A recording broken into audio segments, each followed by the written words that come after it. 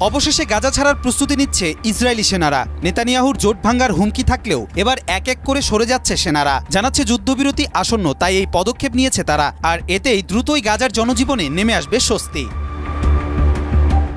গাজা ও মিশর সীমান্ত বরাবর অবস্থিত ফিলাডেলফিয়া করিডোর থেকে সেনা প্রত্যাহারের প্রস্তুতি নিচ্ছে ইসরায়েল। কেএএন জানিয়েছে, যুদ্ধবিরতি চুক্তি কার্যকর হওয়ার সঙ্গে সঙ্গে গাজা উপত্যকা থেকে ধীরে ধীরে সেনা প্রত্যাহারের প্রস্তুতি নিতে গত ২৪ ঘণ্টায় ইসরায়েলি সামরিক বাহিনীর দক্ষিণ কমান্ডে সভা হয়েছে। প্রতিবেদনে আরও বলা হয়েছে, ফিলাডেলফিয়া করিডোর থেকে ইসরায়েলি সেনা প্রত্যাহারের বিষয়টি ইসরায়েলি, মিশরীয় ও মার্কিন নিরাপত্তা কর্মকর্তাদের সঙ্গে সমন্বয় করা হয়েছে।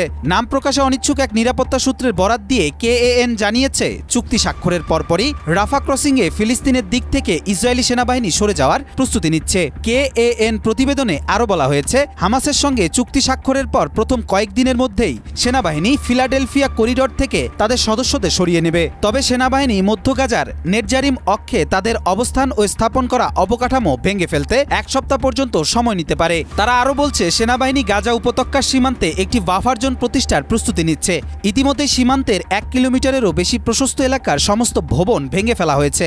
এর আগে ১৪ জানুয়ারি সকালে গাজা যুদ্ধের মধ্যস্থতাকারী কাতার জানিয়েছে, গাজায় যুদ্ধবিরতি আলোচনা চূড়ান্ত পর্যায়ে রয়েছে এবং চুক্তি ঘোষণা আসন্ন। দোহায় এক সংবাদ সম্মেলনে দেশটির পররাষ্ট্র মন্ত্রণালয়ের মুখপাত্র মাজেদ আল আনসারি বলেন, হামাস ও ইসরায়েল উভয়ের কাছে একটি খসড়া চুক্তি হস্তান্তর করা হয়েছে।